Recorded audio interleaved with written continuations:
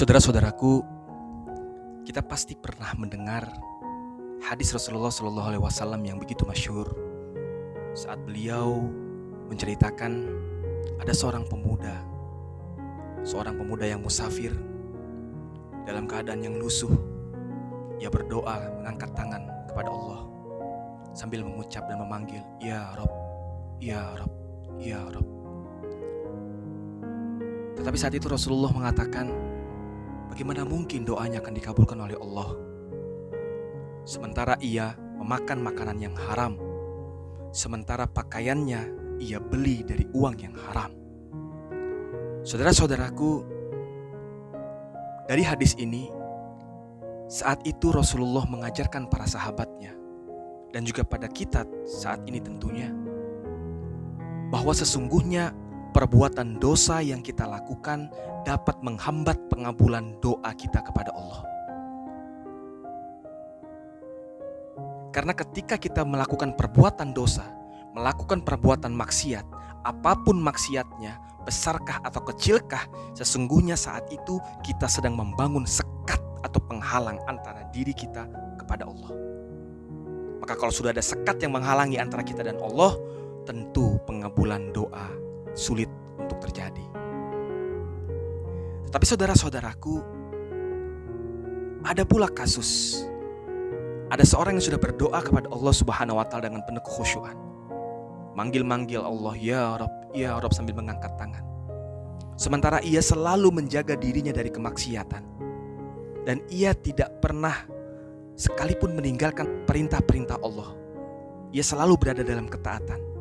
Tetapi dalam waktu yang sekian lama, doanya tidak kunjung dikabulkan oleh Allah Subhanahu wa Ta'ala. Mengapa ini bisa terjadi? Ia tidak melakukan perbuatan dosa. Ia tetap menjaga ketaatannya. Tetapi doa-doanya tidak kunjung dikabulkan oleh Allah. Apakah Allah menahan doanya? Saudara-saudaraku, rupanya yang terjadi adalah ia hanya berdoa dengan lisannya saja, tidak dengan hati dan pikirannya.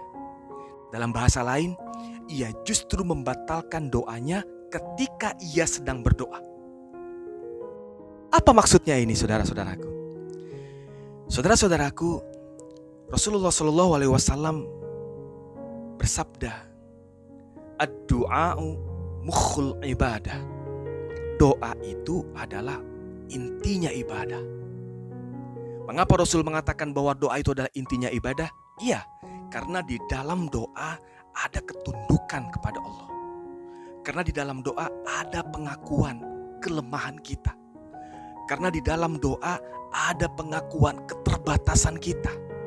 Karena di dalam doa ada pengakuan ketidakmampuan kita. Karena di dalam doa ada pengakuan akan kebesaran dan kemahakuasaan Allah Subhanahu wa Ta'ala. Nah, inilah hal-hal psikologis yang terjadi di dalam doa sehingga Rasul mengatakan ad-du'a'u mukhul ibadah. Pertanyaannya sekarang adalah, apakah hal-hal psikologis ini terjadi pada diri kita tatkala kita memanjatkan doa kepada Allah? Kalau kita belum merasakan ketundukan, tidak ada pengakuan keterbatasan diri dan ketidakmampuan diri, tidak ada pengakuan akan kebesaran dan kekuasaan Allah, maka saat itu kita belum memanjatkan doa kepada Allah. Kita baru hanya mengucapkan doa kepada Allah. Saudara-saudaraku, tidak sedikit dari kita yang langsung membatalkan doanya ketika ia sedang berdoa.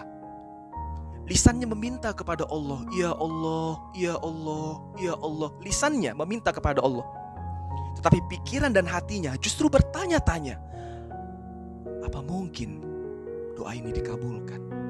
Bagaimana ya nanti caranya Allah ngabulin permintaan ini? Kayaknya apa gak berlebihan ini permintaan saya kepada Allah? Kalau ini yang terjadi ketika kita berdoa, maka inilah yang dimaksud kita membatalkan doa kita pada saat kita berdoa. Lisan kita meminta, tetapi pikiran dan hati kita tidak menyertai lisan kita dalam meminta kepada Allah Subhanahu wa Ta'ala.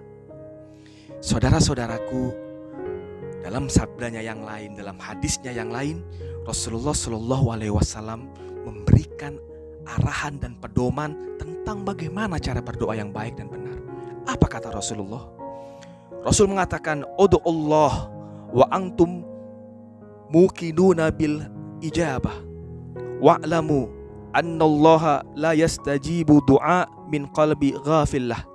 Kata Rasulullah, berdoalah kamu kepada Allah dalam keadaan kalian yakin akan dikabulkan. Ketahuilah bahwa sungguh Allah tidak mengabulkan doa yang keluar dari hati yang tidak konsentrasi dan dari hati yang lalai.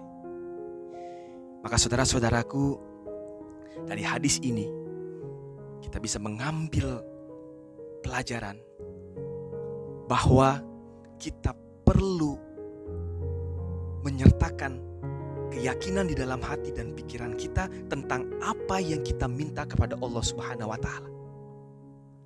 Maka mulai saat ini, saudara-saudaraku, mari kita perbaiki cara kita berdoa. Sertakanlah hati dan pikiran kita dalam apa yang kita minta kepada Allah Subhanahu wa Ta'ala, dan lihatlah pengabulan akan segera terjadi.